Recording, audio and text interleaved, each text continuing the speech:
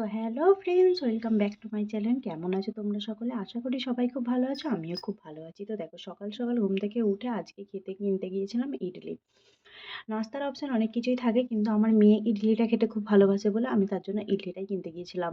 আর এই দেখো, এখানে একটা বাচ্চা পেয়ে গেছে, তার সাথে খেলা করতে বসে গেছে। যেহেতু ইডলিটা হতে একটু দেরি ছিল, তাই একটু ওয়েট করছিলাম। তো এদিকে ইডলি কিনে নিয়ে রুমে চলে আসছি, আর আমার মেয়ে দেখো কতটা খুশি হয়েছে। ও বার করতেই সময় দিচ্ছে না খাওয়ার জন্য, এত তাড়াতাড়ি করছে। ও ইডলিটা খেতে খুবই ভালোবাসে, আর আমারও কিন্তু ইডলি খেতে খুবই ভালো লাগে। তো ইডলির সাথে দিয়েছিল দেখো নারকেলের একটা চাটনি, আর তার সাথে দিয়েছিল হচ্ছে সাম্বার। আর দেখো ইডলিটার কত বড় সাইজ আর কতটা নরম সফট। আমার কিন্তু ইডলি খেতে খুবই ভালো লাগে। এখানে এসে তো আমি ইডলির প্রেমে পড়ে গেছি। আর এদিকে দেখো, এই যে সাদা তরকারি, সাম্বার ডালের করেছিল, আর মেয়েকে বলছি ডালে ডুবিয়ে ডুবিয়ে খেতে, ও কিছুতেই খাচ্ছে না, ও শুকনোই খেতে শুরু করে দিয়েছে। আর এই চাটনিটা আমার কিন্তু ইডলির সাথে সাম্বারের থেকে বেশি চাটনিটা দিয়ে খেতে বেশি ভালো লাগে, যেটা নারকেল আর অনেক কিছু দেওয়া থাকে। তো আমি সাম্বারেও ডুবিয়ে ডুবিয়ে খাচ্ছিলাম।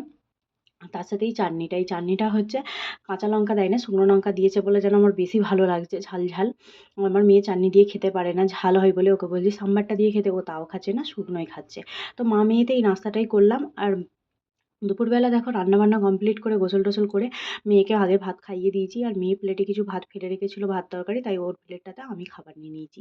আর ও এখনও আসেনি, আমি করছিলাম খাবারটা রেডি করেছিলাম, কারণ ভাতটা খুবই গরম ছিল, ও এসে খেলে তাড়াতাড়ি করে খাই, খুবই অসুবিধা হবে, তাই আগে থেকে ভাতটা ঠান্ডা করতে দিচ্ছিলাম। আর এদিকে বেশি কিছু তরকারি করিনি, করেছিলাম মিক্স সবজি, যেটাকে আমি পাঁচ ফোড়ন দিয়ে ভাজি দিয়েছিলাম, আর করেছিলাম মাছের ঝাল। তো এটা রেডি করতে করতেই ও চলেও আসছিল তাড়াতাড়ি করে। আর ওকে পেলে ওর মেয়ে তো একদমই ছাড়বে না, মেয়ে উঠে পড়লো কোলে। মেয়েকে আমি এত চেষ্টা করি যে আমার কাছে থাকো, তোমার আব্বুজি খাওয়া দাওয়া করে কাজে যাবে, ও একটু রেস্ট করার সময় পায় না, তো আমার কাছে আসো। ও কিছুতেই আমার কাছে আসবে না, ওর আব্বুজির বুকের ওপরে উঠে বসে থাকবে, আর ওর আব্বুজিকে ছাড়বেও না। আর এদিকে খাবার দাবার খাবো বলে আমি নিয়ে বসে রয়েছি, ও কিছুতেই ছাড়ছে না বলে ও হাত ধুয়ে খেতে আসতেও পারছে না। তো আমিও ওর তরকারিটা রেডি করে দিই, কারণ ও তো খুব তাড়াতাড়ি করে না, এই সময়টা একটু বসার সময় পায় না, তাই আমিও চেষ্টা করি যাতে ও আসার সাথে সাথেই খেতে বসতে পারে, আর খাওয়া দাওয়া করে একটু রেস্ট করতে পারে, তারপরেই তো আবার চলে যাবে। তো এদিকে আমিও খাবার নিয়ে নিলাম। তো খাওয়া দাওয়াটা কমপ্লিট করব, করে মেয়েকে আবার ঘুম দেবো, কিন্তু এই যে একটা সমস্যা, ওর আব্বুজি আছে বলে মানে ও ঘুমোতেও চাইবে না, যতক্ষণ না ও চলে যায় ততক্ষণ মেয়েকে আর ঘুম দিতে পারবো না। আর এর জন্য আমারও হয়ে ওঠা ঘুমোতে পারি না আমিও, কারণ মেয়েকে না ঘুম দিলে আবার ততক্ষণ বিকাল হয়ে যায়, তারপরে অনেক বিকালের কাজ থাকে, তার জন্য আর ঘুমটা আমার হয়ই না দুপুরবেলা ধরতে গেলে।